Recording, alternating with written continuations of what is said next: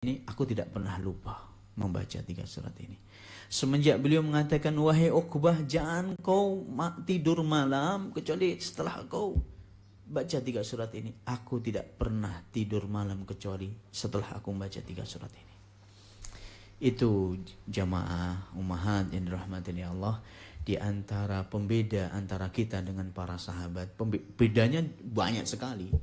Di antara pembedanya, mereka itu sedikit ilmu, dapat satu ilmu langsung diamalkan. Dapat satu petunjuk, petuah, nasihat, langsung diamalkan. Tidak nunggu besok-besok, tidak. Itu bedanya. Makanya benar-benar terkumpul pada diri seorang sahabat itu keberkahan. Keberkahan. Keberkahan ilmu dan keberkahan amal. Allahu Akbar.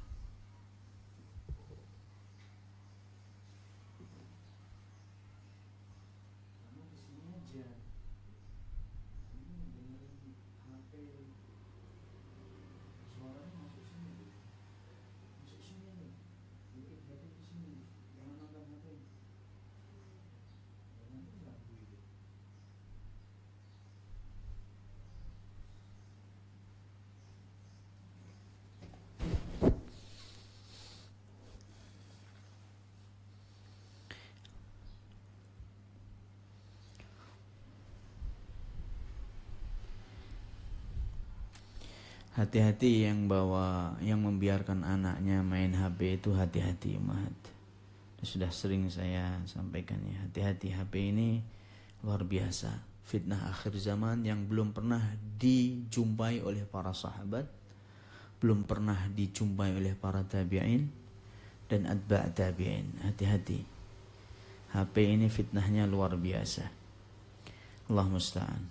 La haula wa la quwata illa billah. Taib. Sampai mana tadi kita umat?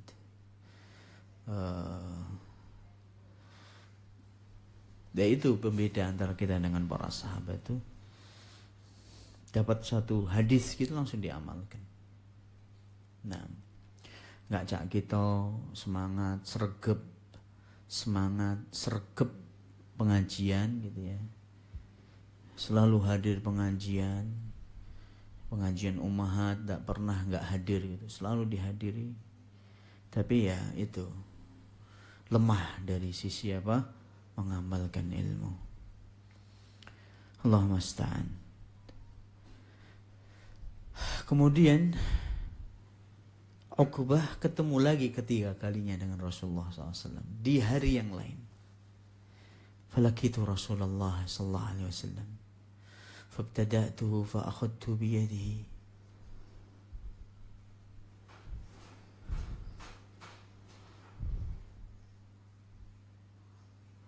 Kemudian aku berjumpa dengan Rasulullah SAW untuk 3 kalinya. Kali ini aku sapa beliau duluan. Dan aku ambil tangan beliau sallallahu alaihi wasallam. Ya Rasulullah, akhbirni bifawadilil a'mal.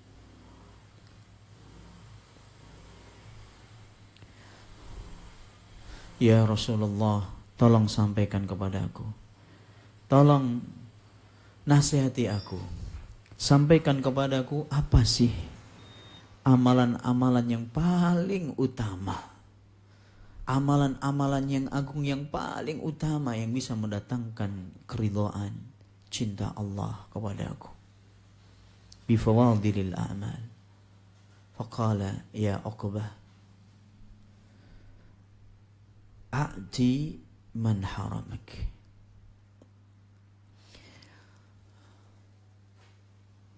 Wa'arid an man zalamak.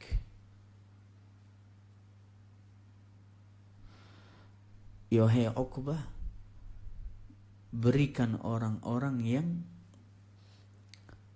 bersikap pelit kepadamu.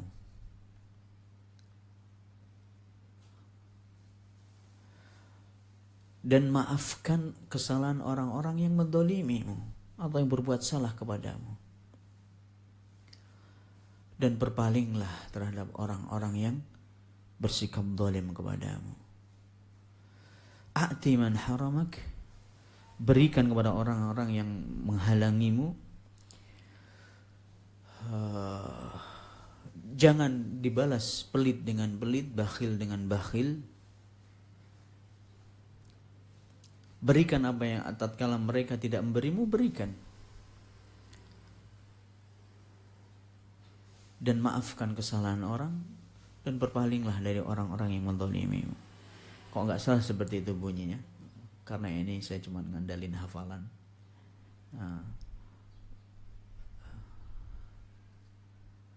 Dan 3 amalan ini ternyata amalan yang berat, tapi memiliki keutamaan yang amat sangat agung di sisi Allah. Intinya bahwasanya 3 surat tadi, tolong jemaah jangan dilupakan. Rasulullah SAW mengatakan la tansahunna, jangan kelupakan 3 surat ini. Ini pesan untuk Uqbah, berarti bukan untuk Uqbah saja. Bukan berarti pesannya Rasulullah SAW hanya untuk Uqbah begitu, tidak. Wasiat beliau untuk Uqbah, wasiat beliau untuk umatnya sallallahu alaihi wasallam, untuk umat Islam keseluruhannya. Taib. Bismillahirrahmanirrahim. A'udzu billahi minasyaitonir rajim.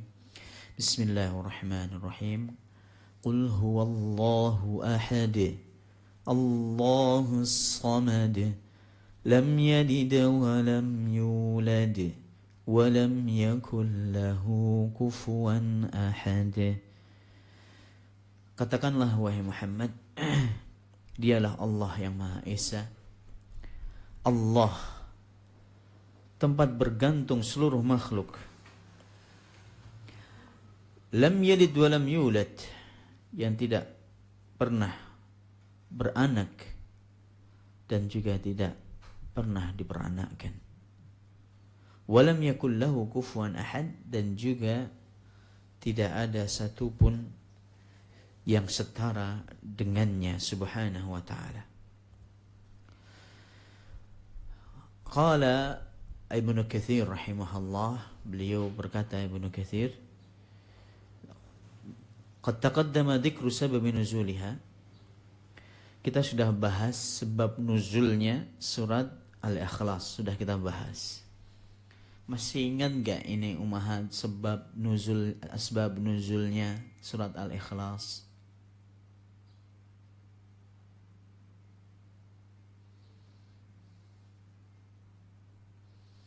Cak mano ini aku mau nunjuk itu, cak mano ini? Atau mak mano? Apa dio umahat? Ini 3 kosakata ini, saya bisanya cuma 3 kosakata ini.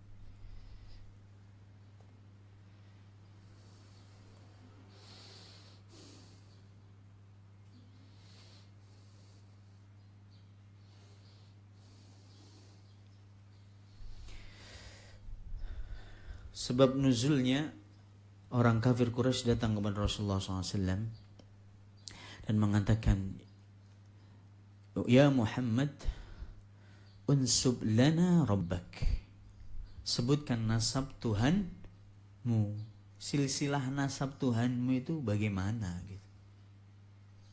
Nasabnya bagaimana? Allah turunkan ini. Ini salah satu asbab nuzulnya yang sudah kita bahas. Tapi Ikrimah rahimahullah ta'ala, seorang tabi'in, muridnya Abdullah bin Abbas, beliau punya versi yang lain. Beliau mengatakan, lama qalatil yahud nahnu na'budu Uzair ibn Allah, qalatil nasar nahnu na'budu al-masih ibn Allah, wa qalatil majus nahnu na'budu asy-syamsa wal qamar, wa qalatil musyrikun nahnu na'budu al-awthan, anzalallahu ala rasulihi qul huwallahu ahad. Tatkala Yahudi mengatakan, kami menyembah Uzair, anaknya Allah, dan orang-orang Nasara tatkala mereka mengatakan, kami menyembah Masih Isa, anaknya Allah. Tatkala orang-orang Majusi mengatakan, kami menyembah matahari dan bulan. Dan tatkala orang-orang musyrik mengatakan, kami menyembah berhala, arca dan patung. maka Allah turunkan kepada Rasulnya, Qul huwallahu ahad.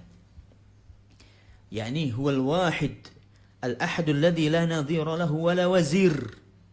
Allah yang Maha Esa, tidak ada sekutu baginya dan tidak ada menteri untuk Allah. Tidak ada pembantu bagi Allah. Allah tidak memiliki pembantu.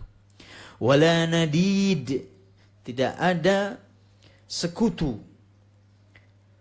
Wala syabih, dan tidak ada yang setara dan menyerupai Allah. Wala adil, dan tidak ada yang serupa atau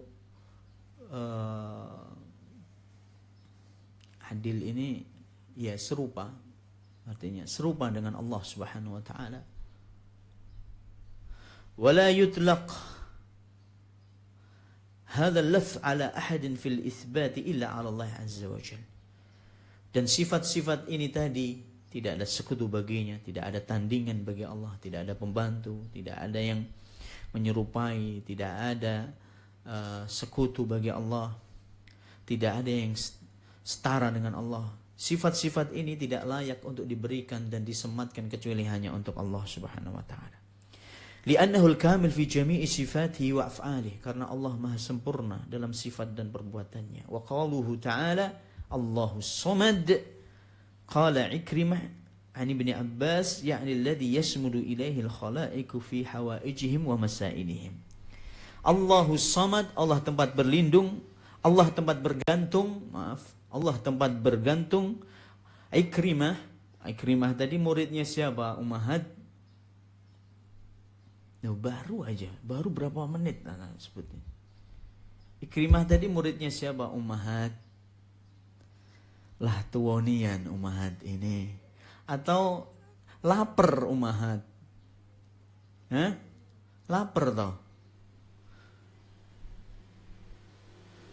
Saya tadi sebelum kesini jam 8 sampai jam 9 lebih saya masih ngisi di Kitab Sahabat, ngisi guru-gurunya bahasa Arab. Jadi saya ngajar bahasa Arab lagi setelah 15 tahun saya tinggalkan ini.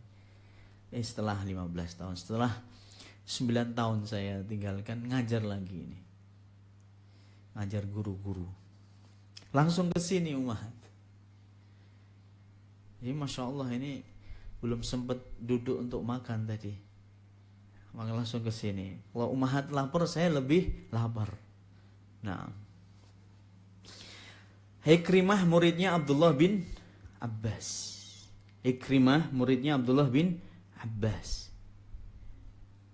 Ikrimah ini Ummahat, Masya Allah, orangnya cerdas Ummahat. Dan dari budaknya Abdullah bin Abbas dulu, kulit hitam. Seingat ana begitu ya. Dan dia memiliki kecerdasan yang luar biasa. Sampai Abdullah bin Abbas memaksa dia untuk menuntut ilmu, untuk jadi talibul ilmi. Jadi Ikrimah ini biasanya diborgol sama Ibnu Abbas, borgol diikat di tiang Masjidil Haram. Kemudian Abdullah bin Abbas menjelaskan di situ, mengajar. Ikrimah itu dipaksa untuk belajar. Masya Allah. Dan waktu itu masih kecil, masih muda belia gitu kan. Pengennya kan amburadul gak karu-karuan, pengennya sarot pergi sana sini gitu kan. Sama Abdullah bin Abbas tidak, disuruh nuntut ilmu. Sampai dia jadi seorang ulama, pakar tafsir dan hadis, luar biasa. Luar biasa, Masya Allah. Karena jasanya seorang sahabat yang mulia Abdullah bin Abbas. Allahus Samad. Ikrimah meriwayatkan dari Abdullah bin Abbas, beliau mengatakan tafsir dari Allahus Samad menurut Abdullah bin Abbas yaitu Allah tempat bersandar seluruh makhluknya dalam memenuhi kebutuhan dan dalam meminta segala sesuatu. Masya Allah. Allahus Samad. Allahus Samad, tempat untuk kita kembali, tempat untuk kita bersandar dan meminta hanya kepada Allah Subhanahu wa taala ya umat. Segala keluh kesah Jangan dikeluh kesahkan pada orang. Ndak usah curhat sama menungso. Ndak usah curhat sama manusia. Ndak usah curhat sama manusia. Karena kondisi kita ini sama, dia juga punya masalah. Nah, kalau kita mau curhat, maksudnya berbagi kesedihan, mengeluhkan sesuatu, mintalah kepada Allah, dikeluhkan, disampaikan keluh kesah kita kepada Allah Subhanahu wa taala. Dari kekurangan-kekurangan kita, kemiskinan kita, nasallahu salamah wal afiyah, kekurangan kita. Nah, karena Allah tempat untuk bersandar dan tempat untuk minta segala sesuatu. Qala Ali bin Abi Talha, Ali bin Abbas, Ali bin Abi Talha juga mengatakan dari Abdullah bin Abbas, huwa as-sayyid alladhi qad kamula fi su'dadihi. Maksudnya apa? Allahu Samad. Abdullah bin Abbas juga punya tafsiran yang lain yang diriwayatkan oleh Ali bin Abi Talha. Maksudnya dialah Allah Tuhan yang memiliki sifat kesempurnaan sebagai Tuhan. Wasyarif alladhi qad kamula fi syarafihi. Dialah Allah yang maha mulia, yang di puncak kemuliaan. Wal azim alladhi qad kamula fi 'azamatihi. Yang maha agung, yang memiliki kesempurnaan dalam keagungan. Wal halimul alladhi qad kamula fi hilmihi. Yang maha lembut, yang kasih, yang maha pemaaf di puncak, di puncak dalam kelembutan dan kasih sayang. Tidak mudah. Halim itu sebenarnya tabah ya. Maksudnya tabah itu apa? Allah itu tidak pendendam. Kalau ada hambanya berbuat dosa itu nggak langsung disiksa begitu, nggak langsung didatangkan azab, itu enggak, ditunda sama Allah Subhanahu wa taala. Subhanallah, ditunda dulu, dikasih kesempatan untuk bertaubat. Gitu jemaah. Itu halim, tidak pendendam. Allah Subhanahu wa taala. Wal alimul ladzi qad kamula fi ilmi, yang maha mengetahui dan yang sempurna pengetahuannya. Wal hakim alladzi qad kamula fi hikmati, yang maha bijaksana dan sempurna kebijaksanaannya. Wa huwa alladzi qad kamula fi anwa'is syarri wa su'dat, dan dialah Allah yang maha sempurna dalam segala bentuk kemuliaan. Wa wallahu subhanahu hadhihi sifatuhu la tanbaghi illa lah. Dialah Allah Subhanahu wa taala, maha suci Allah, dan inilah sifat-sifatnya, dan sifat-sifat ini tidak layak disandang kecuali hanya untuk Allah Subhanahu wa taala. Laisa lahu kuf'un wa laisa kamitslihi syai', dan tidak ada yang sebanding dan setara dengannya, dan tidak ada yang serupa dengan Allah. Subhanallahil wahidil qahhar, maha suci Allah Subhanahu wa ta'ala yang maha wahidul qahar. Wa qala al-A'mash, dan A'mash mengatakan, Al-A'mash mengatakan an Syaqiq an Abi Wa'il As-Samad as-Sayyid alladhi qad intaha su'datuhu. A'mash juga seperti itu, dari Syaqiq, dari Abi Wa'il. Tafsirannya enggak jauh beda dengan Ibnu Abbas, yaitu Sayyid, seorang Sayyid, Tuhan yang memiliki kesempurnaan dalam kemuliaan. Allahu munazzahun 'anil waladi wal walidi was sahibati wal kufu. Dalam surat Al-Ikhlas ini Allah membersihkan untuk dirinya, atau menolak segala sifat-sifat yang tidak layak untuk dirinya, seperti sifat punya anak, punya bapak, punya istri, dan punya sekutu. Hal ini jelas tertolak dari sisi Allah Subhanahu wa taala, atau sifat-sifat yang tercela yang tidak layak untuk disematkan untuk Allah Subhanahu wa taala. Wa qauluhu ta'ala, lam yalid wa lam yulad wa lam yakul lahu kufuwan ahad, ay laysa lahu waladun wala walidun wala sahibah. Yaitu Allah tidak memiliki anak, Allah tidak memiliki orang tua, tidak memiliki ayah dan juga tidak memiliki istri. Qala Mujahid sahibah itu istri jemaah. Artinya sahibah. Kalau kita mungkin tahunya zaujah begitu kan ya. Tapi disebutkan dalam Al-Qur'an juga dengan lafaz sahibah. Yauma yafirrul mar'u min akhihi wa ummihi wa abihi wa sahibatihi wa bani. Sahibah ini artinya apa? Astagfirullahaladzim. Sahibah ini artinya apa? Istri. Nah, garwo sigarane nyowo. Ini bahasa Prancis. Garwo itu bahasa Prancisnya istri. Kok bahasa Al-Qur'annya namanya sahibah atau zaujah.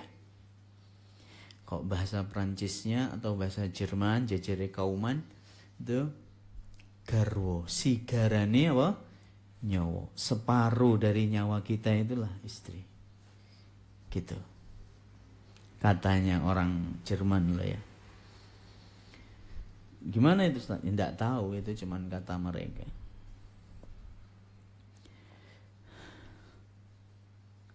Makanya ada sebagian orang itu kalau pergi itu pengennya ya didampingi sama istrinya. Gak bisa, saking Masya Allah kesetiaan, kasih sayang, ketulusan. Saya berikan contoh, orangnya sudah meninggal ini, Pak Habibie. B.J. Habibie rahimahullah, presiden yang ke berapa? Presiden yang berapa? Yang ketiga. Rahimahullah. Beliau itu kemana saja pergi selalu didampingi oleh siapa? Ibu negara. Siapa namanya? Ainun. Nah, Ibu Ainun. Nah, saya nggak menambahi Habibie, Ibu Ainun gitu aja. Kalau ditambahi Habibie, kita menyerupai orang kafir sebenarnya. Kebiasaan menyandingkan nama suami menambahkan ke nama istri, ini kebiasaan orang kafir. Makanya cukup Ibu Ainun gitu aja. Rahimahullah. Sampai beliau bercerita, aku tidak bisa pergi-pergi seperti kalian ini katanya. Umroh sendiri, ini sendiri, begawe 15 hari di sana tanpa istri, saya tidak bisa. Saya harus didampingi oleh Ainun katanya. Tatkala Ainun pergi katanya, Masya Allah, tidak apa-apa kita bicara keharmonisan rumah tangga. Dan pembahasan seperti ini harus sering-sering dibahas ummahat. Nah, biar kita tersuburkan, harmonis dengan pasangan. Tatkala Ainun pergi, saya hampir setiap hari itu masuk kamar tuh pasti nyebutnya Ainun. Masuk rumah itu langsung manggil Ainun, otomatis itu. Katanya sekian bulan seperti itu. Masya Allah, jadi memang benar-benar berat sekali bagi beliau.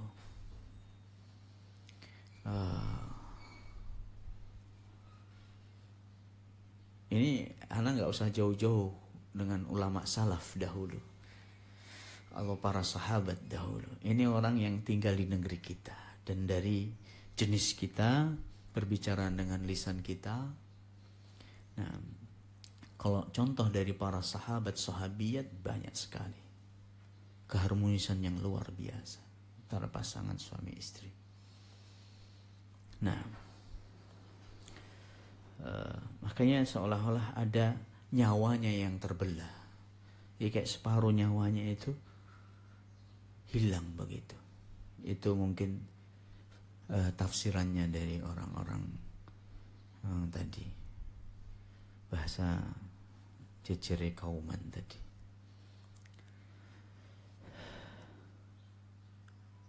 Betapa indahnya ya kalau hidup kayak gitu ya. Sehingga suami benar-benar maksimal dalam membahagiakan keluarganya, dalam menaikkan amanat yang telah dibebankan Allah kepadanya, karena dia meyakini semuanya itu adalah berbau ibadah. Sebaliknya seorang istri juga begitu. Nah, Allahu Akbar. Tapi ummahat yang dirahmati oleh Allah, akan datang di hari kiamat seorang istri akan jauh dari siapa? Jauh dari suaminya. Suami lari dari istrinya, istri lari dari suaminya, suami lari dari istrinya. Semuanya saling menjauh. Anak juga jauh dari orang tuanya, orang tua menjauhi anaknya. Semuanya memikirkan nafsi, nafsi. Tapi bagi orang yang beriman, tolong perhatikan. Tapi bagi orang yang beriman, Allah akan kumpulkan orang yang beriman dalam satu surga. Suami istri yang membina mahliga rumah tangganya dengan keimanan, komitmen dengan Al-Quran dan Sunnah, mengamalkan petuah-petuah Al-Quran dan Sunnah, komitmen dengan akidah, tauhid, petunjuk Rasulullah SAW, dan mengajarkan kepada anak-anaknya, mengamalkan dalam kehidupan sehari-hari, komitmen dengan itu, Allah jamin akan satukan mereka dalam surga.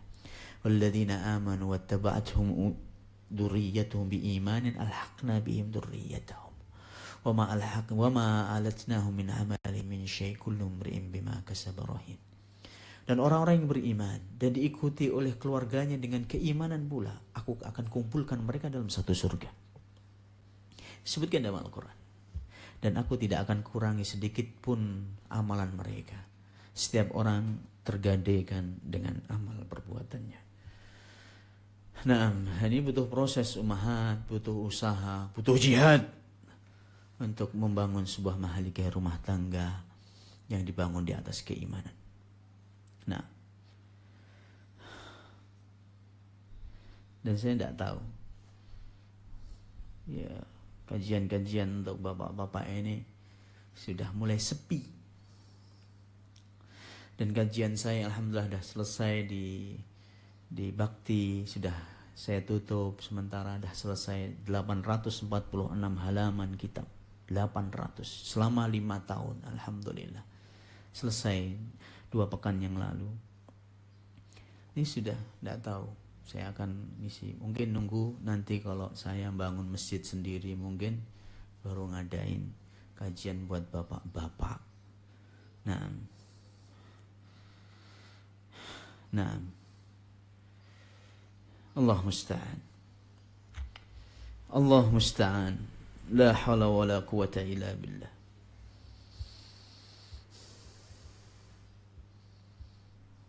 Makanya paling tidak ummahat ketika dapat faidah seperti ini ditransfer ke belahan jiwanya tadi. Nah, taib. Walam yakul lahu kufuwan ahad. Qala Mujahid mengatakan ketika menafsirkan surat Al-Ikhlas, walam yakul lahu kufuwan ahad, dan tidak ada yang setara dengan Allah, dan tidak ada sesuatu pun, tidak ada siapapun dari makhluk yang setara dengan Allah. Maksudnya apa? Ya'ni la sahibata lahu wa hadha kama qala ta'ala badi'us samawati wal ard anna yakunu lahu waladu wa lam takul lahu sahibah wa khalaqa kulli syai'. Ini kata Mujahid seperti ayat dalam Al-Quran surat Al-An'am 101. Allah berfirman, Badi'us samawati wal ard. Allah yang menciptakan langit dan bumi. Tidak mungkin bagi Allah, tidak mungkin Allah Subhanahu wa taala memiliki anak, dan juga tidak mungkin baginya istri. Dan dialah Allah yang menciptakan segala sesuatu. Ai huwa maliku kulli syai' wa khaliquh. Dialah Allah, raja segala sesuatu, dan dialah yang menciptakan segala sesuatu. Fa kaifa yakunu lahu min khalqihi nadhirun yusami. Bagaimana mungkin kok dia yang menciptakan, dia yang merajai, kok dia punya sekutu dari makhluknya? Enggak mungkin. Au qaribun yudani. ada yang menyamai dia. Tidak mungkin. Ta'ala wa taqaddasa wa tanazzah. Maha suci Allah. Maha tinggi. Maha suci Allah subhanahu wa ta'ala dari apa yang mereka sifati. Allah subhanahu wa ta'ala berfirman, wa qalu ittakhadha ar-rahmanu walada. Laqad ji'tum syai'an idda. Takadu as-samawati yatafattarna minhu wa tanshaqqu al-ardu wa takhiru al-jibalu hadda. An da'u lir-rahmani walada. Wa ma yanbaghi lir-rahmani an yattakhidha walada. In kullu man fis samawati wal ardi illa ati ar-rahmani 'abda. Laqad ahsahum wa 'addahum 'adda. Wa kulluhum atihi yaumal qiyamati farda. Ini dalam surat Maryam ayat 88 sampai 95. Wa qalu ittakhadha ar-rahmanu walada. Mereka mengatakan Allah menjadikan, Allah subhanahu wa ta'ala, Allah yang maha rahman, mengambil anak, mengangkat anak. Ini orang-orang kafir mengatakan Allah yang maha rahman mengambil anak. Laqad ji'tum syai'an idda. Allah mengatakan, sungguh kalian telah membawa suatu perkara yang amat sangat mungkar dan keji. Apa yang kalian ucapkan itu adalah perbuatannya amat sangat keji dan mungkar. Takadus samawat, hampir-hampir langit mau pecah. Dan bumi terbelah. Dan juga gunung-gunung mau runtuh gara-gara ucapan kalian. Gara-gara ucapan apa? Kalian, maksudnya mengatakan kalau Allah punya anak. Anda'u lirrahmani walada. Mereka mengatakan, mengaku kalau Allah subhanahu wa ta'ala memiliki anak. Dan tidak layak, wa ma yanbaghi lirrahman, tidak layak bagi Allah yang maha rahman untuk mengambil anak. Dan segala sesuatu yang ada di langit dan di bumi, kecuali mereka menjadi hambanya Allah subhanahu wa ta'ala. Laqad ahsahum, kata Allah subhanahu wa ta'ala, Allah telah menghitung mereka. Maksudnya makhluk-makhluk tadi. Allah menghitung mereka. Allah maha tahu jumlah makhluknya itu berapa di langit dan di bumi ini. Allah telah menghitung mereka dengan perhitungan yang amat sangat teliti. Wa kulluhum atihi yaumal qiyamati farda. Dan nanti di hari kiamat aku akan datangi mereka satu persatu. Masya Allah. Subhanahu wa ta'ala. Bayangin jemaah. Allah maha tahu jumlah daun yang kering, yang hijau, yang masih nempel di dahannya, yang sudah jatuh, yang dimakan oleh binatang. Allah maha tahu subhanahu wa ta'ala. Ya dzal jalali wal ikram. Ya Rabb, ya Rabb. Kalau kita ingat yang satu ini, kalau kita memfikirkan akan sifat-sifat Allah yang maha agung, yang maha sempurna, yang luar biasa seperti ini ya ummahat, bergetar hati kita. Ada rasa pengagungan, terlahirkan rasa pengagungan dalam hati kita kepada Allah subhanahu wa ta'ala. Makanya kita meyakini bahwasanya tidak ada tempat untuk bersandar kecuali hanya Allah. Tidak ada yang bisa mengabulkan segala doa kecuali hanya Allah. Tidak ada yang bisa yang mendatangkan mudarat dan manfaat kecuali hanya Allah subhanahu wa ta'ala. Dialah Allah subhanahu wa ta'ala yang memberikan manfaat dan mudarat. Dialah Allah yang mencukupi nikmat seluruh makhluknya, yang Allah tahu jumlahnya. Subhanahu wa ta'ala. Ya Allah, ya Allah. Makanya untuk itu jemaah yang rahmatillah Allah, tidak ada yang mustahil bagi Allah. Tidak ada istilah mustahil bagi Allah. Allah kok berkehendak cukup mengucapkan apa? Kun fayakun. Kita punya hajat, punya apa? Keluhkan kepada Allah subhanahu wa ta'ala. Minta kepada Allah yang maha kaya, yang maha segala-galanya, yang mampu membelah lautan, laut merah menjadi daratan pada zamannya Musa, yang mampu membelah bulan pada zamannya Nabi kita Muhammad sallallahu alaihi wasallam. Kok hanya sekedar mengabulkan doa-doa kita? Ya Allah, amat sangat kecil sekali. amat sangat kecil sekali bagi Allah Subhanahu wa taala. Kok hanya sekedar melunasi hutang-hutang kita, amat sangat kecil. Hanya minta sama Allah, berharap pada Allah, tunduk dan patuhnya kepada Allah, takutnya hanya kepada Allah, meminta kepada Allah, tawakalnya hanya kepada Allah Subhanahu wa taala, berharap hanya kepada Allah. Selalu husnudzan, berprasangka baik kepada Allah Subhanahu wa taala. Kalau Allah pasti tidak menyia-nyiakan hambanya. Pasti Allah tidak akan menyia-nyiakan hambanya. Hambanya maksudnya orang-orang yang beriman. Pasti hasil akhir yang baik bagi orang-orang yang beriman. Bagi orang-orang yang bertakwa. Cuman butuh proses. Namanya pertolongan tidak akan turun kecuali dengan adanya ujian. Nah, kesusahan tidak akan dicabut kecuali ya harus ada kesabaran dulu kita bayar. Begitu jemaah. Terus kita berhusnudzan kepada Allah Subhanahu wa taala.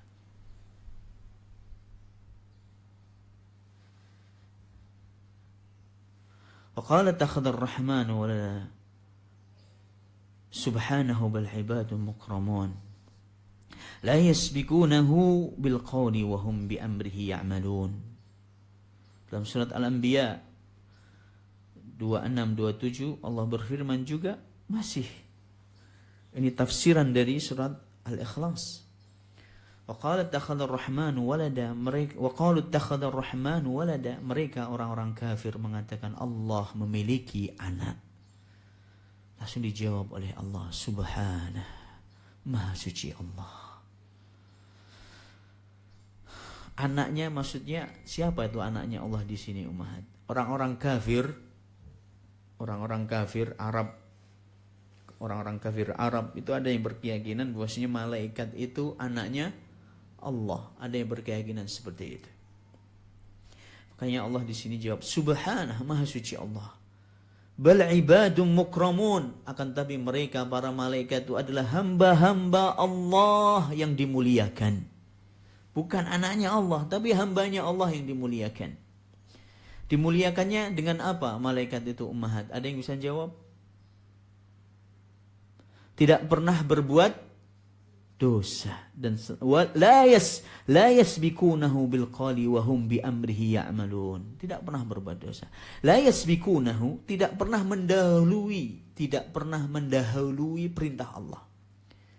Selalu mendengar perintah Allah baru berbuat gitu. Tidak pernah mendahului Allah Subhanahu wa taala dengan perbuatan ataupun perkataan. Wa hum bi amrihi ya'malun, dan mereka senantiasa melaksanakan apa yang diperintahkan oleh Allah. Dalam ayat yang lain dalam surat As-Saffat, wa ja'alu bainahu wa bainal jinnati nasaba. Ini juga keyakinan orang-orang kafir macam-macam. Orang-orang kafir mengatakan bahwasanya Allah itu memiliki keturunan, ada hubungan, korelasi hubungan antara Allah dengan bangsa jin. Jadi Allah itu ada nasabnya, ada hubungannya dengan jin katanya. Na'udzubillah min dzalik. Na'udzubillah min dzalik. Astaghfirullahaladzim. Jadi Allah itu katanya punya hubungan dengan bangsa jin. Nasabnya punya hubungan sampai ke jin katanya. Walaqad alimatil jinnatu innahum la muhdharun. Subhanallah amma yasifun. Nah, ini saya belum tahu yang ini. Ini dalam surat As-Saffat. Maksudnya la muhdharun ini apa ini? Belum kebaca tadi.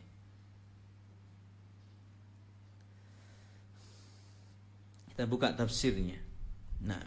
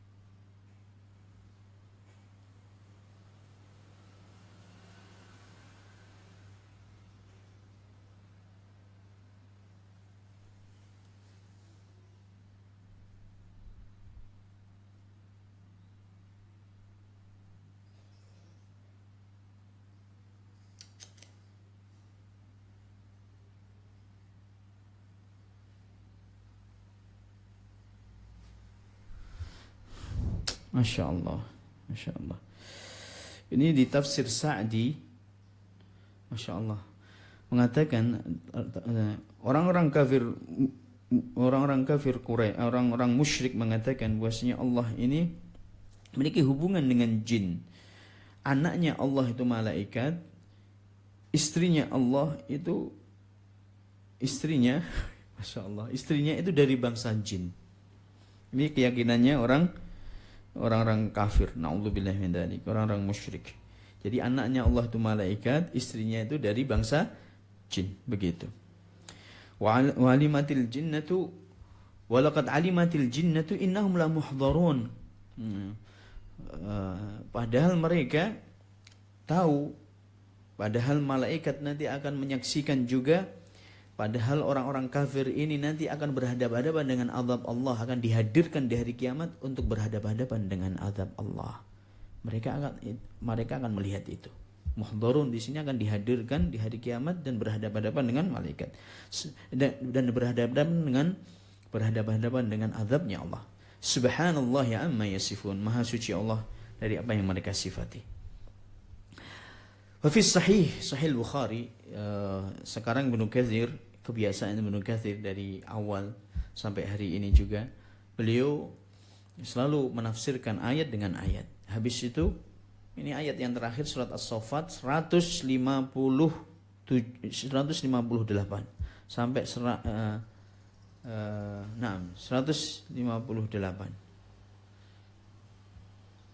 159 itu surat As-Saffat yang terakhir kita baca. Kemudian Ibnu Katsir menyebutkan hadis dari Rasulullah SAW yang berhubungan dengan Al-Ikhlas atau dengan tafsir ini.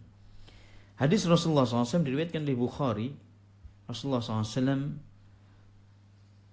bersabda, la ahad asbaru ala adan sami'ahu min Allah yaj'aluna lahu waladan wa huwa yarzuquhum wa yu'afihim. Masya Allah. Rawal Bukhari dari Abu Hurairah radhiyallahu ta'ala. Rawal Bukhari. Rawal Bukhari, Rasulullah SAW bersabda, tidak ada yang lebih sabar dari Allah. Tidak ada yang bisa menandingi kesabarannya Allah terhadap makhluknya. Allah itu paling sabar, kata Rasulullah SAW. Tidak ada lagi yang lebih sabar dari Allah.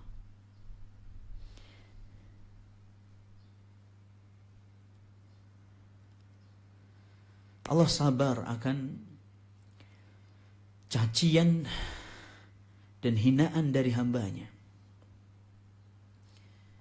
Hamba-hambanya menyematkan untuk Allah anak. Hamba-hamba Allah mengatakan kalau Allah itu punya anak. Padahal Allah Subhanahu wa ta'ala memberikan rezeki kepada mereka siang dan malam, pagi dan petang. Dan Allah memberikan kesehatan juga kepada mereka. Masya Allah. Allah berikan rezeki, berikan kesehatan. Gak cuma dia aja, seluruh keluarganya, anak dan istrinya diberikan rezeki dan berikan kesehatan. Tapi mereka membalas kepada Allah dengan balasan hinaan seperti itu, cemoohan, menganggap Allah memiliki anak. Subhanahu wa ta'ala. Subhanallah wa bihamdih. Masya Allah. Betapa sabarnya Allah Subhanahu wa ta'ala dalam memperlakukan hamba-hamba yang berbuat kufur dan syirik kepadanya. Subhanahu wa ta'ala. Makanya Rasulullah SAW mengatakan tidak ada yang lebih sabar dari Allah Subhanahu wa ta'ala. Ya ummahat, akhwat yang dirahmati oleh Allah. Kalau Allah memberikan rezeki kepada orang-orang kafir, Allah memberikan kesehatan kepada orang-orang kafir, padahal mereka membalasnya dengan balasan seperti itu. Bersikap kepada Allah dengan sikap yang tidak layak. Mereka kufur, mereka musyrik, diberikan rezeki sama Allah. Coba bayangin, bagaimana dengan kita yang beriman kepada Allah, yang berusaha untuk terus belajar dan terus mengamalkan apa yang diperintahkan oleh Allah dan Rasulnya dan menjauhi segala apa yang dilarang oleh Allah dan Rasulnya SAW. berusaha terus untuk melajari Al-Quran dan Sunnah dengan pemahaman yang benar, komitmen dengan tauhid la ilaha illallah Muhammad Rasulullah, yakinlah ummahat, yakin Allah tidak akan menyia-nyiakan kita. Yakin Allah tidak akan menyia-nyiakan kita. Meskipun ada ujian, meskipun kita harus berhadapan-hadapan dengan perkara yang enggak kita sukai. Asa an takrahu syai'an fahuwa khairul lakum. Bisa jadi apa yang enggak engkau sukai itu ternyata di situ ada kebaikan untukmu. Nah, makanya jangan putus asa. La taqnatu min rahmatillah. Jangan putus asa dari rahmat Allah. Terus berprasangka baik kepada siapa? Allah Subhanahu wa taala. Tidak dikabulkan hari ini doa kita, insya Allah lusa kita yakin doa kita dikabulkan. Dan terus introspeksi diri, suudzon pada diri sendiri, berprasangka baik kepada Allah. Suudzon pada diri kita, pada diri sendiri, dikoreksi. Ada apa yang masih salah ya? Ada apa yang masih kurang ya? Kenapa kalau begini-begini terus gak bisa keluar kita? Ternyata benar dilihat, oh iya, ternyata kita masih belum bisa keluar dari lingkaran riba. Oh ternyata banyak maksiat di rumah kita ini. Pantesan kita cekcok terus sama suami. Oh iya ternyata banyak hal-hal yang masih abu-abu, remang-remang. Rezeki yang kita dapatkan ini tidak jelas. Makanya selalu konflik. Oh iya ternyata ada kedzaliman yang kita lakukan. Nasallahu alaihi wasallam. Jadi begitu umat. Kalau orang musyrik dan kafir saja diberikan rezeki dan kesehatan, dan tidak ada yang lebih utama dan tidak ada yang lebih berharga dari kesehatan. Kesehatan itu puncak sudah, nikmat yang luar biasa. Tidak ada yang lebih nikmat dari nikmat kesehatan. Allah berikan pada orang kafir. Nah, meskipun sebagai bentuk istidraj buat mereka. Maka yakin Allah tidak akan menyia-nyiakan kita. Lalu berprasangka baik. Kita diuji dengan penyakit yang menahun, tidak sembuh-sembuh, segala macam. Yakinlah itu adalah baik. Dan hasil akhirnya akan lebih baik. Insya Allah. Biidnillahi ta'ala. Dalam hadis yang lain dari Abu Hurairah yang diriwayatkan oleh radhiyallahu ta'ala anhu, yang diriwayatkan oleh Imam Bukhari, bahwasanya Rasulullah SAW bersabda, qala Allah azza wa jalla, Allah berfirman, ini hadis qudsi, kadzdzabani ibnu Adam wa lam yakun lahu dzalik wa syatabani wa lam yakun lahu dzalik fa amma takdzibuhu iyaya fa qawluhu lan yu'idani kama bada'ani wa laysa awwalul khalqi bi ahwana alayya min i'adatihi wa amma shatmuhu iyaya fa qawluhu ittakhadallahu walada wa ana al-ahadus samad lam alid wa lam ulad wa lam yakul li kufuwan ahad. Ini hadisnya sahih la ummahat, diriwayatkan oleh Bukhari. Rasulullah SAW bersabda, Allah berfirman. Allah berfirman. Jadi hadis apa namanya? Hadis qudsi. Hadis qudsi itu lafadznya dari Rasulullah SAW, maknanya dari Allah, dan hadis qudsi itu bukan Al-Quran. Bukan seperti Al-Quran. Jadi tidak bisa dibaca dalam sholat. Nah, hadis qudsi itu ada hadis yang sahih, ada hadis yang hasan, ada hadis yang lemah.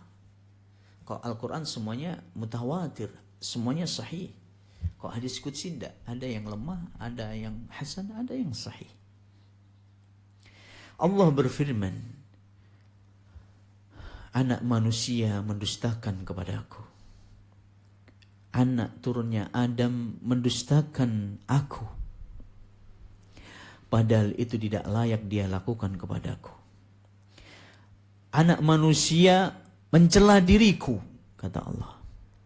Dan sebenarnya itu tidak layak dia lakukan kepadaku.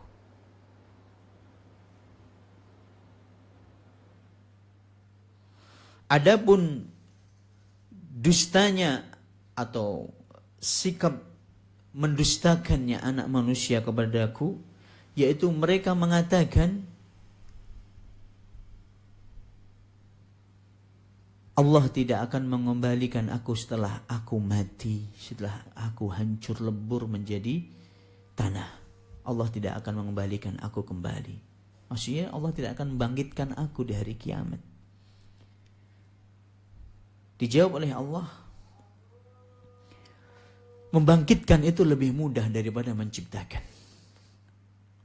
Membangkitkan sesuatu yang sudah ada, sudah diciptakan oleh Allah, tinggal dibangkitkan aja, itu lebih mudah daripada menciptakan dari awal, dari sesuatu yang tidak ada menjadi ada.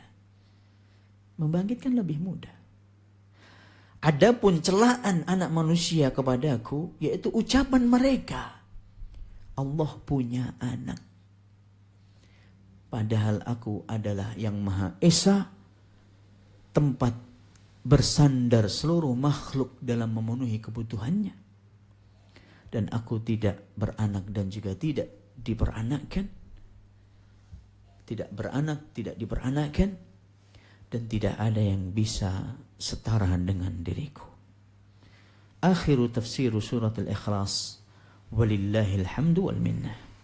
Selesai tafsir surat apa? Al-Ikhlas. Kita teruskan umahat atau tanya jawab? Umahat dilanjutkan atau tanya jawab? Ngantuk umahat. Tanya jawab kan katanya. Kok diteruskan? Ya, kita teruskan surat Al-Alaq. Bukan Al-Alaq, Al-Falaq. Tapi kok tanya jawab, silahkan.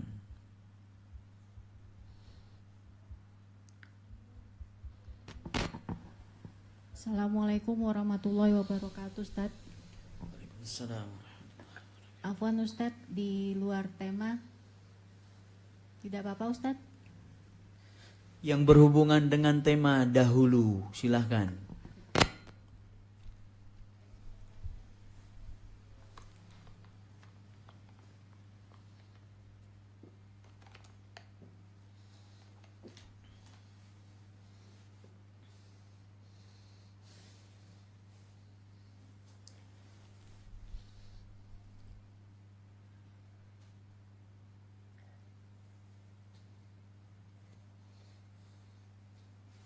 Surat Al-Ikhlas sering dibaca dalam sholat umahat.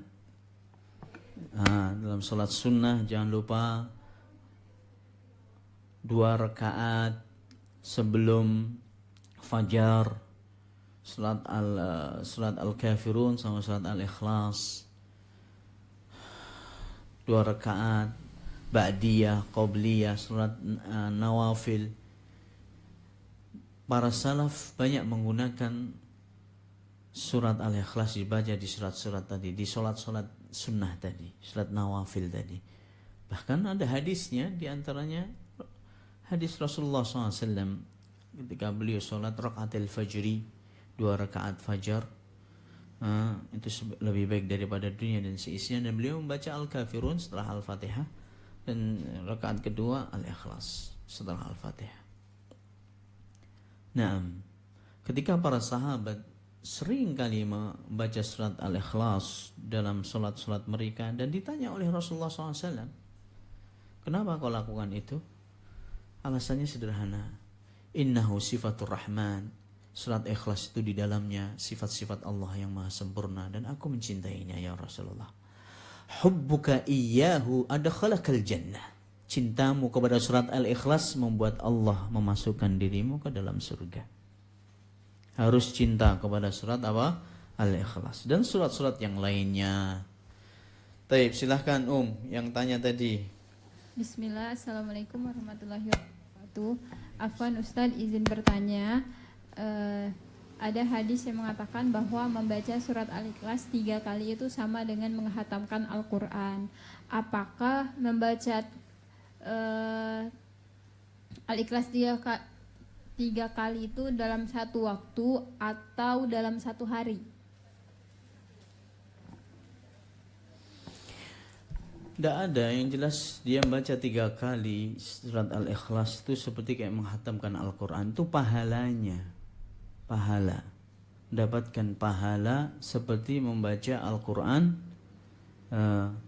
sepenuhnya. Jelas, tapi jangan terus alhamdulillah kok gitu nggak usah baca apa Al-Quran. Jelas pahalanya beda antara kita benar-benar membaca dari Al-Baqarah sampai An-Nas dengan masya Allah susah payah, menahan kantuk, menahan nafsu kita pengen berdiri dari tempat duduk kita, pengen loncat ke dapur ngirup cuko gitu kan. Nahan itu semuanya, itu jelas beda pahalanya ummahat. Iya, maksudnya pahala seperti yang khatamkan Al-Quran, iya dapatkan. Tapi pahala orang yang baca dari surat Al-Baqarah sampai An-Nas dengan bersusah payah, pahalanya jelas, masya Allah, berlipat-lipat. Nah, adapun bagaimana cara membacanya, apakah satu kali duduk atau berpisah-pisah, tidak ada. Yang jelas baca 3 kali, bisa langsung dibaca langsung atau berpisah-pisah, insya Allah memiliki keutamaan. Tapi wallahu ta'ala alam, kelihatannya makna yang lebih dekat dibaca secara apa? Berurutan. Qul huwallahu ahad, Allahus samad, lam yalid wa lam yulad wa lam yakul lahu kufuwan ahad. Baca lagi qul huwallahu ahad, Allahus samad, seperti itu. Nah, dan itu kelihatannya maknanya lebih dekat dengan hadis tersebut. Wallahu ta'ala alam. Ada yang lain? Assalamualaikum warahmatullahi wabarakatuh ya Ustaz. Nah, Alhamdulillah, syukran atas ilmu yang diberikan, jazakallah khair, dan semoga Ustadz beserta keluarga selalu dalam lindungan Allah. Yang ingin Ana tanyakan, melanjutkan pertanyaan Ukhti tadi.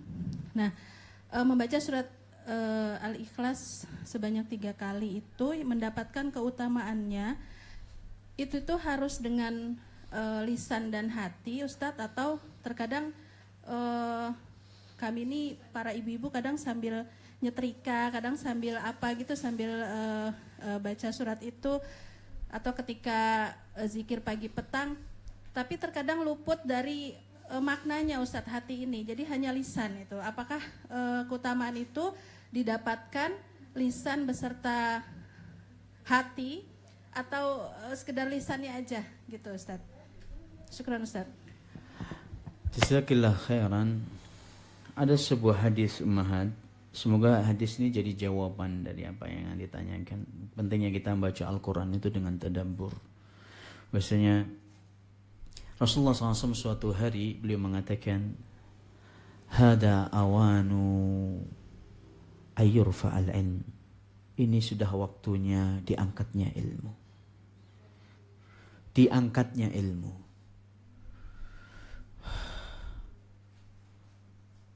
Langsung para sahabat mengatakan, ya Rasulullah, bukankah engkau membacakan Al-Quran kepadaku, dan aku pun juga membacanya, dan aku pun membacakan Al-Quran itu kepada anak-anakku, dan anak-anakku insya Allah juga akan membacakan Al-Quran itu kepada anak-anaknya. Gimana diangkat ilmu? Di mana kok diangkat Al-Quran? Ilmu ini maksudnya Al-Quran.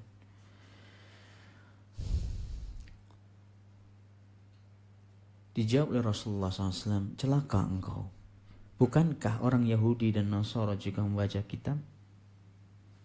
Mereka juga mengajarkan kitabnya, tapi tidak bermanfaat sedikit pun dari apa yang mereka baca.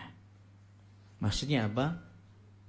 Tidak ditadaburi. Dan ini termasuk dari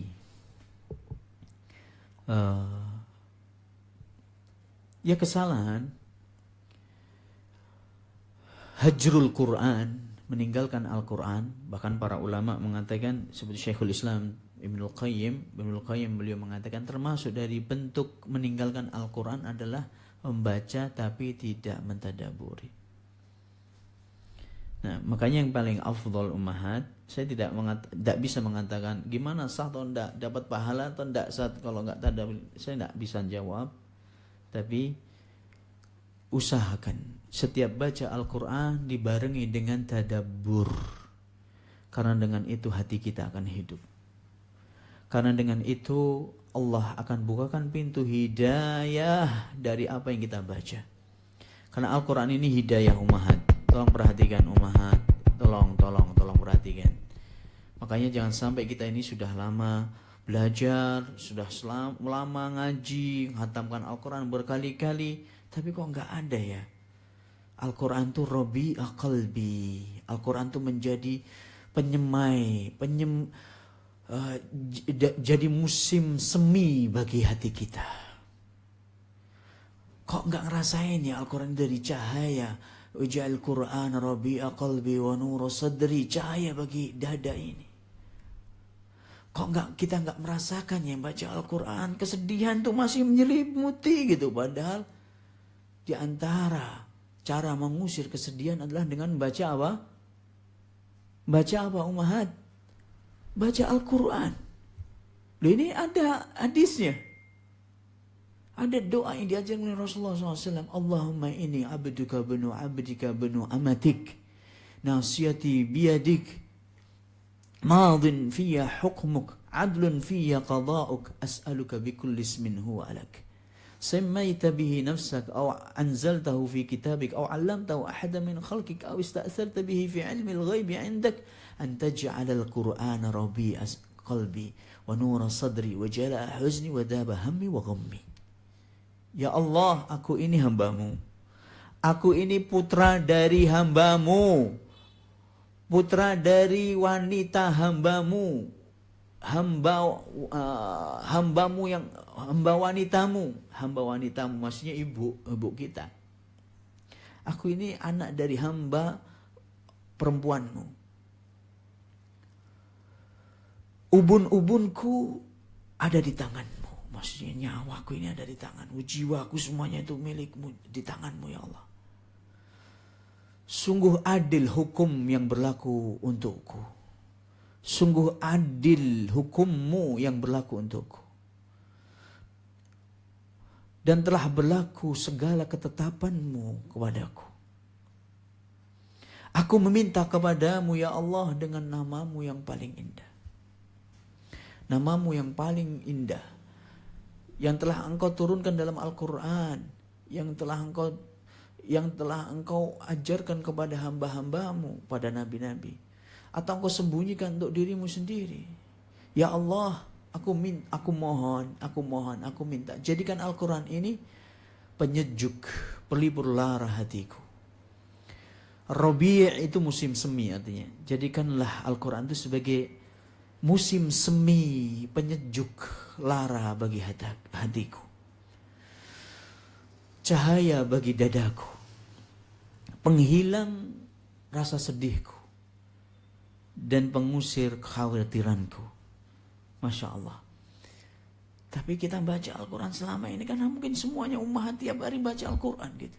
Tapi kok gak merasakan ketenangan. Nah ini diantara sebabnya tidak ditadaburi.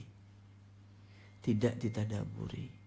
Makanya dikit-dikit bagi yang belum bisa bahasa Arab, makanya ya harus ditingkatkan terus belajar bahasa Arabnya dengan mungkin dipakai alat bantu namanya terjemahan. Nah, dikit-dikit dipahami. Nah, jangankan anti ummahat, kita aja kadang-kadang tidak paham ayat, kita baca tafsirnya lagi. Gitu. Makanya kalau kita baca Al-Quran itu samping kanan kiri kita itu tafsir, ya macam-macam, ada terjemahan, kadang kita nggak paham kita buka lagi. Begitu terus, belajar terus kita. Sampai kapan? Sampai mati. Nah, Allah musta'an. Jadi hendaknya usahakan untuk ditadaburi. Dengan itu akan semakin banyak faedah yang kita dapatkan dari tadabur Al-Quran dan petunjuk dari Allah, dan jelas pahalanya beda di sisi Allah Subhanahu wa taala. Wallahu a'lam. Nah, yang lain.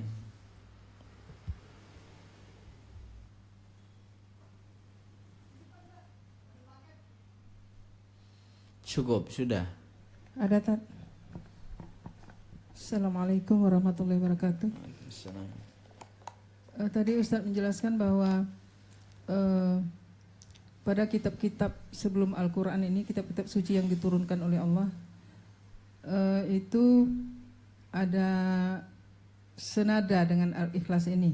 Itu yang maksudnya tadi? 3 surat terbaik. Oh, 3 surat Al-Ikhlas, terbaik. Qul a'udzu birabbil falaq, Qul a'udzu birabbin nas. Itu teksnya seperti itu atau gimana tak? Naam, seperti itu. Oh, masya Allah. Seperti itu, cuman bahasanya wallahu Ya. alam pakai bahasa apa, cuman teksnya seperti itu. Nah, Oh, nah tak. nah, Syukur tak. Terus ada lagi tak? nah, Eh, menyangkut apa tadi turunnya surat Al-Ikhlas itu disebabkan ada beberapa hal tadi karena orang Yahudi nah, apa namanya mengatakan Tuhan mereka itu Uzair tadi, kemudian orang-orang kafir, orang Nasrani juga. Apakah itu salah satu saja atau penyebab turunnya ayat itu banyak hal selain itu tak? nah, mungkin ada bingung kok asbabun nuzulnya kok banyak sekali ya. Nah, ya yang jelas bisa jadi ini surat ini diturunkan bisa jadi gak cuma sekali gitu kepada Rasulullah SAW, bisa jadi karena sesuai dengan sebabnya. Nah, karena sebelumnya yang kita dapati bahwasanya sebab turunnya adalah orang kafir Quraisy nantang Rasulullah SAW. Tolong sebutkan nasab Tuhanmu itu siapa? Unsub lana ilahaka. Tolong terangkan kepada kami wahai Muhammad nasab Tuhanmu. Akhirnya Allah turunkan, dan ini riwayat yang paling sahih yang ini. Adapun Ikrimah tadi yaitu disahihkan juga oleh para ulama. Jadi memang kayak ada dua sebab nuzulnya surat ini. Wallahu taala alam, bisa jadi memang pernah kejadian seperti ini Allah turunkan, kemudian ada momen yang lain ada kejadian seperti ini Allah turunkan kembali. Wallahu alam. Nah. Syukran tak, jazakallahu khair. Iya.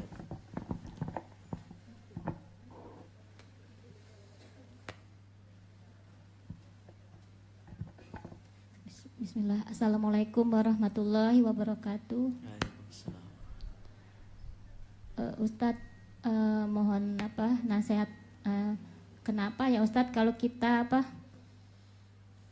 baca menghafal ayat berulang-ulang yang awalnya tuh kita tidak paham artinya Ustadz, tapi karena dibaca dihafal berulang-ulang tanpa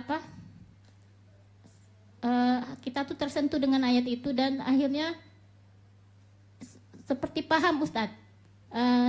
Kemudian kayak bahasa Arab juga kan, Ana tidak terlalu pandai bahasa Arab dan Ana juga masih pakir, masih jauh kan, tapi Ana terus belajar Ustadz.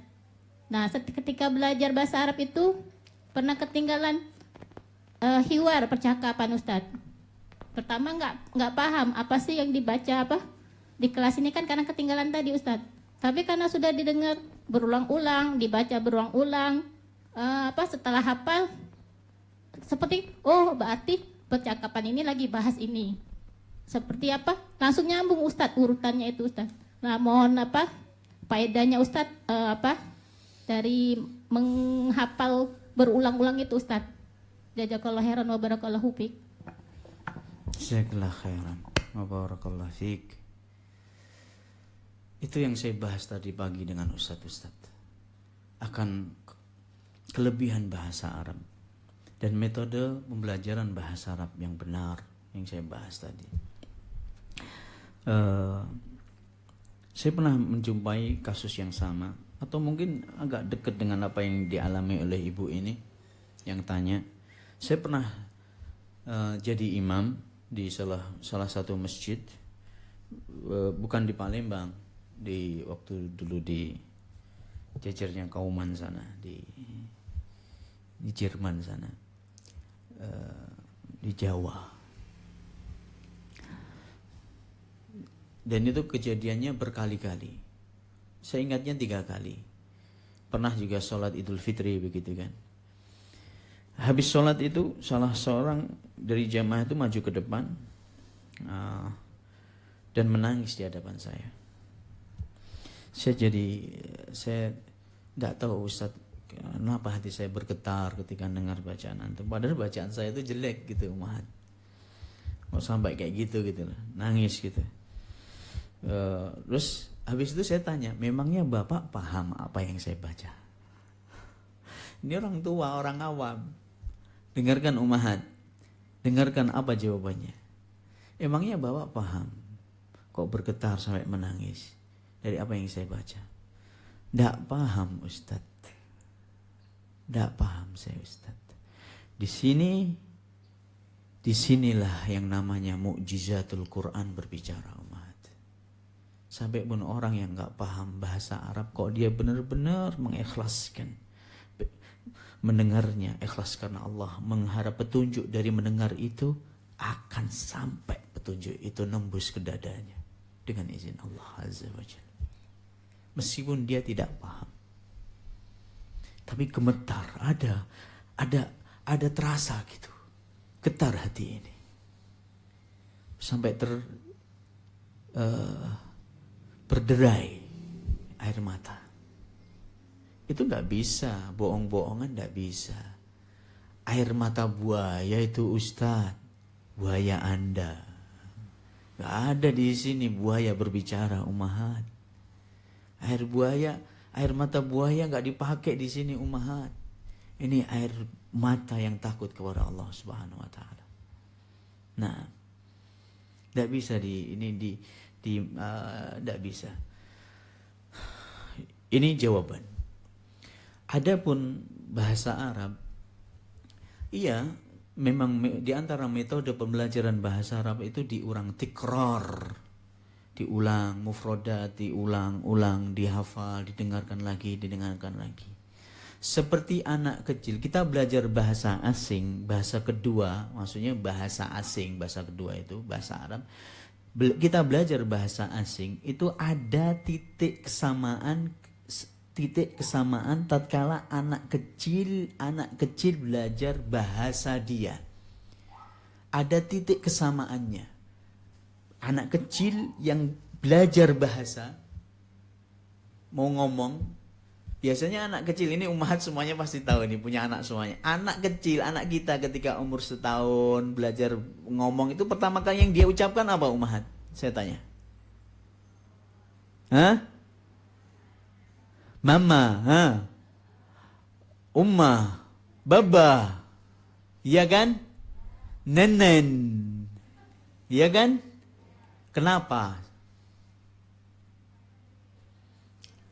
Karena itu yang tiap hari dia dengar.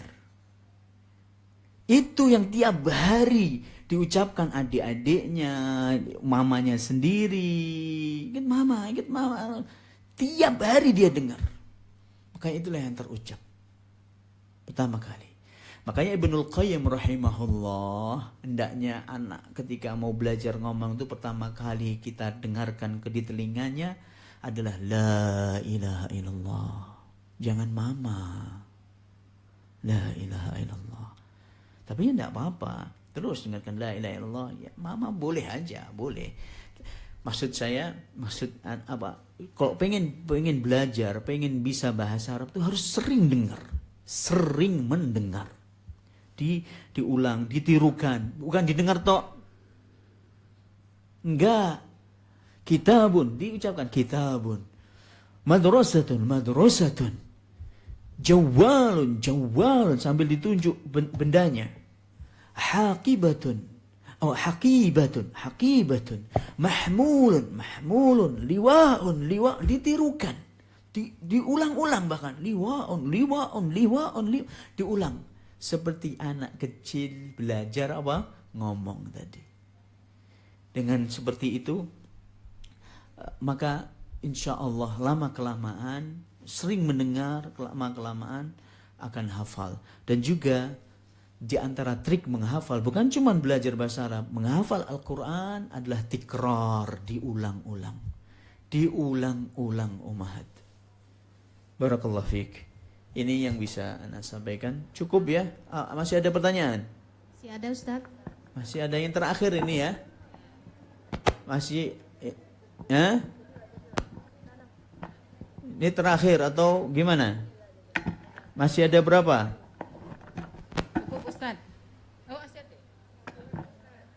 Ustaz yang di luar materi terakhir Ustaz. Fadal, nah. Ustaz. qadarullah wa ma syafa'al. Ibu saya itu sekarang dalam keadaan kondisi tidak bisa jalan, Ustadz. Nah, sekarang yang saya tanyakan bagaimana sholatnya, Ustadz? Apakah boleh saya membimbingnya itu dengan misalnya sholat zuhur di awal gitu, maghrib di awal sekalian gitu Ustadz, di jamak gitu Ustadz ya. Yang pertanyaan kedua Ustadz, kemarin saya sempat lihat di media sosial tentang bacaan bismillah ketika mau baca wudhu Ustadz. Ada yang berpendapat bismillah itu dibaca di luar dalam WC, Kamar mandi ya, maksudnya. kamar mandi ya Ustadz ya. Nah itu gimana Ustadz, yang afdal yang gimana ya Ustadz? Jazakallah khairan Ustadz atas jawabannya. Assalamualaikum warahmatullahi wabarakatuh. Waalaikumsalam warahmatullahi wabarakatuh. Barakallahu fiik. Masya Allah. Semoga Allah Subhanahu Wa Taala memberikan syafah Allah, semoga memberikan kesembuhan kepada ibunda tercinta dengan kesembuhan secepat mungkin biidnillahi taala. Nah, adapun apa yang ditanyakan tadi masalah sholat,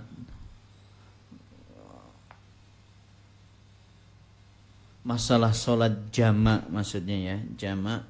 Orang yang sakit boleh menjamak dua sholat, zuhur dengan asar, atau asar dengan zuhur, takhir boleh, takdim juga boleh, tapi jangan dikosor. Jangan di apa? Kosor. Jadi zuhur dengan asar 4 rakaat begitu. Itu boleh bagi orang yang sakit karena dia memiliki uzur. Nah, tapi tidak boleh dia apa? Dikosor. Karena kosor ini hanya, jamak kosor ini hanya untuk orang yang safar begitu. Boleh di awal waktu zuhur langsung jamak asar boleh. Nah, ini dan itu keringanan yang Allah berikan Subhanahu Wa Taala kepada orang yang sakit. Dan juga boleh kalau dia nggak kuat, kalau beliau tidak kuat menyentuh air, boleh bertayamum dengan tanah, tapi harus benar-benar tanah beneran gitu. Diambil tanah, debu di kumpulan itu ditaruh di bawah kasur, mungkin setiap mau wudu ditayamumin. Kalau memang itu dibutuhkan itu boleh juga, dan itu keringanan yang diberikan oleh syariat apabila menuntut untuk harus tayamum dan tidak bisa menyentuh air umpamanya. Nah, seperti itu. Adapun wudu di dalam kamar mandi, tolong ummahat diperhatikan, kamar mandi kita ini yang ada dalam WC-nya, ada yang WC duduk, ada yang WC jongkok ya kan. Sebenarnya para ulama juga ada pendapat WC zaman modern ini kan subsiteng ya kan. Kok sini namanya subsiteng atau sapi tank. Pokoknya dua-duanya sama. Kalau Jerman bilangnya sapi tank. Ya. Kalau orang Prancis bilangnya sapi tank, tapi kalau di sini subsiteng. Nah, karena subsiteng ini ya ini tempat dikumpulkannya kotoran ini kan di luar rumah kan. Betul nggak ummahat? Ya. Sehingga najis itu nggak ada di situ gitu. Makanya para ulama membolehkan mengucapkan bismillah di dalam kamar mandi. Karena dia terpisah dari itu. Makanya sebagian para ulama lah ya berpendapat boleh mengucapkan apa? Bismillah ketika wudhu di dalam kamar mandi. Karena hakikatnya kotorannya tidak ada di situ. Ada nggak kotoran di situ? Nggak ada. Ini juga masuk akal dan ini juga wajih, maksudnya pendapat yang kuat juga menurut saya. Tapi sebagian para ulama mengatakan hendaknya kalau mau baca bismillah baca aja sebelum masuk. Itu lebih aman. Nah, ini semuanya boleh ummahat. Sebelum, tolong ummahat dengerin dulu. Sebelum masuk kamar mandi hendaknya dia baca bismillah. Atau bismillah ketika masuk kamar mandi itu sudah mencukupi bismillah ketika mau wudu. Ini sebagian para ulama berpendapat seperti itu. Ada pendapat yang lain juga, bismillahnya tidak usah diucapkan tapi di dalam hati begitu. Yang jelas ini permasalahan yang lunak, yang silahkan diambil mana yang kelihatannya cocok dengan hati kita, silahkan, dan saya nggak bisa harus begini begitu. Mana yang lebih nyaman buat kita dan lebih tenang buat kita, yakin buat kita, silahkan lakukan. Ini semuanya pendapat para ulama yang muktabar insya Allah. Nah, tapi baca bismillah dalam kamar mandi yang sekarang ini, kamar mandi modern sekarang ini, tidak ada masalah insya Allah. Bahkan kamar mandi hotel jamaah itu kamar mandinya lebih bagus daripada tempat tidur kita, lebih luas, ada bathtubnya, masya Allah, wah segala macam lah pokoknya gitu. Lebih harum daripada tempat tidur kita, karena ya itu terpisah dia kan. Kotoran itu nggak ada di situ. Tidak seperti al-marahid, mirhad bahasa Arabnya itu, WC pada zaman salaf, pada zaman dahulu. WC itu ya di situ gitu, tampungannya di bawah langsung. Kakus lah kalau orang dulu ya. Masih menemui nggak kakus, Umat? Nah, saya menemui dulu waktu saya SD masih kakus. Tapi itu nggak di dalam rumah, di luar rumah. Jadi langsung keluar tuh kedengaran blung begitu di bawah itu. Nah, kalau kayak gini nih, umahat, nggak boleh wudhu di situ menyebut apa? Bismillah gitu. Karena ini jelasnya tempat kotor di situ. Kita ada di atasnya begitu. Beda dengan WC yang modern sekarang ini. Bisa dipahami umahat yang tanya? Cukup insyaallah? Cukup? Subhanakallahumma wa bihamdik asyhadu an la ilaha illa anta astaghfiruka wa atubu ilaik wa akhiru da'wana alhamdulillahi rabbil alamin. Insyaallah pertemuan selanjutnya dengan izin Allah kita lanjutkan surat Al-Falaq. Assalamualaikum warahmatullahi wabarakatuh.